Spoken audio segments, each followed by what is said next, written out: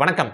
இந்த வீடியோல நம்ம எதை பத்தி பார்க்க போறோம்னா, இன்னைக்கு நம்ம தமிழ்நாட்டுடைய தலைநகரமாவும், தமிழ்நாட்டுடைய ஒரு முக்கியமான எக்கனாமிக் பவர் ஹவுஸாவும் இருக்கக்கூடிய ஒரு முக்கியமான சிட்டி தான் சென்னை.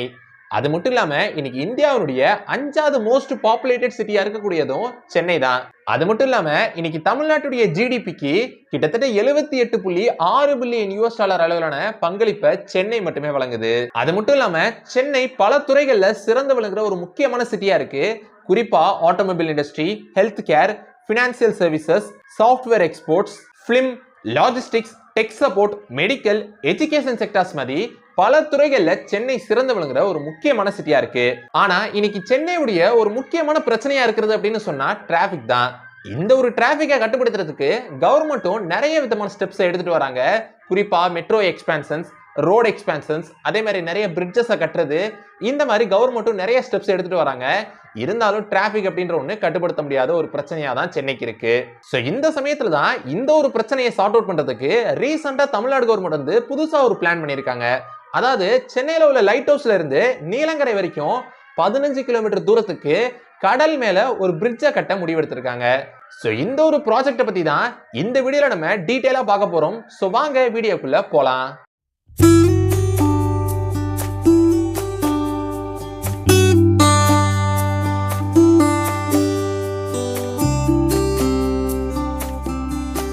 நான் முதலே சொன்ன மாதிரி தான் சென்னையுடைய ஒரு முக்கியமான பிரச்சனை அப்படின்னு சொன்னா டிராபிக் தான். அந்த ஒரு டிராபிக்கை கட்டுப்படுத்துறதுக்கு கவர்மெண்ட்டும் நிறைய ஸ்டெப்ஸ் எடுத்துட்டே வராங்க.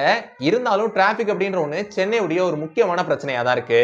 இந்த மாதிரி மும்பைல டிராபிக்கை கட்டுப்படுத்துறதுக்கு மும்பைல இருந்து நவி மும்பையை கனெக்ட் பண்ற மாதிரி அரபிக்கடலுக்கு மேல ஒரு பாலத்தை வந்து கட்டினாங்க. அதாவது அட்டல் சேது பிரிட்ஜ் அப்படின்னு அதை சொல்லுவாங்க. அந்த ஒரு பாலத்தை கட்டி முடிச்சதுக்கு அப்புறம் டிராபிக் அப்படின்ற ஒண்ணு மும்பைல அதிக அளவு கட்டுப்படுத்தப்பட்டிருக்கு.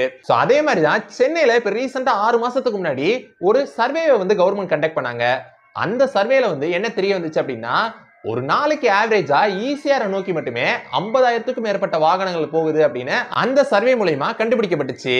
அந்த ஒரு டிராபிக்கை கட்டுப்படுத்துறதுக்கு தான் சென்னையில உள்ள லைட் ஹவுஸ்ல இருந்து நீலங்கரை வரைக்கும் கடலுக்கு மேல 15 கிலோமீட்டர் தூரத்துக்கு ஒரு சி பிரிட்ஜை கன்ஸ்ட்ரக்ட் பண்ண நம்ம தமிழ்நாடு கவர்மெண்ட் முடிவெடுத்திருக்காங்க.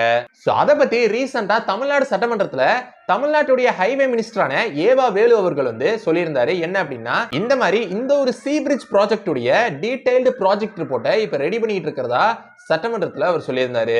அப்படி இந்த ஒரு டீடைல்டு ப்ராஜெக்ட் ரிப்போர்ட் ரெடி ஆனதுக்கு அப்புறம் இந்த ஒரு ப்ராஜெக்ட்டுக்கான ஃபண்டை வந்து ஸ்டேட் கவர்மெண்ட் ஒதுக்க போறாங்களா, இல்ல சென்ட்ரல் கவர்மெண்ட் ஒதுக்க போறாங்களா, இல்ல ஸ்டேட் கவர்மெண்ட்டும் சென்ட்ரல் கவர்மெண்ட்டும் இணைஞ்சு இந்த ஒரு ப்ராஜெக்ட்டுக்கான ஃபண்டை ஒதுக்க போறாங்களா அப்படின்றத பத்தி இந்த ஒரு ப்ராஜெக்ட்டுடைய டீடைல்டு ப்ராஜெக்ட் ரிப்போர்ட் ரெடி ஆனதுக்கு அப்புறம் முடிவெடுக்கப்படும் அப்படின்னு சொல்லியிருந்தாரு. இந்த ஒரு ப்ராஜெக்ட் சக்சஸ்ஃபுல்லா முடிஞ்சதுக்கு அப்புறம் சென்னையில டிராபிக் அப்படின்ற ஒண்ணு அதிக அளவுல கட்டுப்படுத்தப்படும். அதோட சேர்த்து டிராவல் டைமும் குறையும் அப்படின்னு சொல்லப்படுது. அதே மாதிரி இந்த ஒரு பிரிட்ஜ்ல 4 லேன்ஸை கொண்ட ரோட்ஸா இருக்கும் அப்படின்னு சொல்லப்படுது. இதுவே டீடைல்டு ப்ராஜெக்ட் ரிப்போர்ட் வந்து இன்னும் ஒய்டான ரோட்ஸ் இங்க கன்ஸ்ட்ரக்ட் பண்ணலாம் அப்படின்னு சஜஸ்ட் பண்ணுச்சு அப்படின்ற பட்சத்துல அது 6 லேன்ஸை கொண்ட ரோட்ஸாவும் மாறலாம் அப்படின்னு சொல்லப்படுது. இதை பத்தி தான் இந்த வீடியோல நான் உங்ககிட்ட ஷேர் பண்ணிக்கலாம் அப்படின்னு நினைச்சேன். இந்த வீடியோ உங்களுக்கு பிடிச்சிருந்துச்சுன்னா லைக் பண்ணுங்க, உங்க ஃப்ரெண்ட்ஸ்க்கு ஷேர் பண்ணுங்க, அப்புறம் மறக்காம நம்ம சேனலை சப்ஸ்கிரைப் பண்ணிட்டு பக்கத்துல உள்ள பெல் ஐகானை கிளிக் பண்ணிக்கோங்க. So see you next video. Until signing off by Sabri Karthik.